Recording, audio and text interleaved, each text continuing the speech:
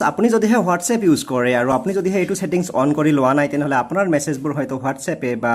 বেলেগ কোনোবাই পঢ়িব পাৰে কি কৰিব লাগিব আৰু কোনটো ছেটিংছ অন কৰিব লাগিব বলক দেখুৱাই আছোঁ অপেন কৰিব হোৱাটছএপ ক্লিক কৰিব এই তিনিটা ডটত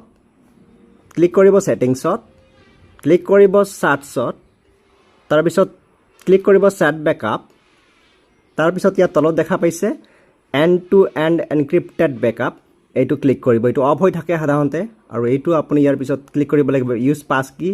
তাৰপিছত আপোনাৰ মোবাইলৰ যিটো পিন নম্বৰ সেই পিন নম্বৰটো আপুনি দি ল'ব ইয়াতে পিন নম্বৰটো দিয়াৰ পিছত ইয়াত দেখা পাইছে ক্ৰিয়েট আপুনি ক্লিক কৰিব লাগিব ক্ৰিয়েটত আৰু ক্ৰিয়েট ক্লিক কৰাৰ লগে লগে আপোনাৰ বেকআপ ষ্টাৰ্ট হৈ যাব ভিডিঅ'টো ভাল লাগিলে লাইক আৰু শ্বেয়াৰ কৰিবলৈ একেবাৰেই নাপাহৰিব আপুনি যদিহে হোৱাটছএপ ইউজ কৰে আৰু আপুনি যদিহে এইটো ছেটিংছ অন কৰি লোৱা নাই তেনেহ'লে আপোনাৰ মেছেজবোৰ হয়তো হোৱাটছএপে বা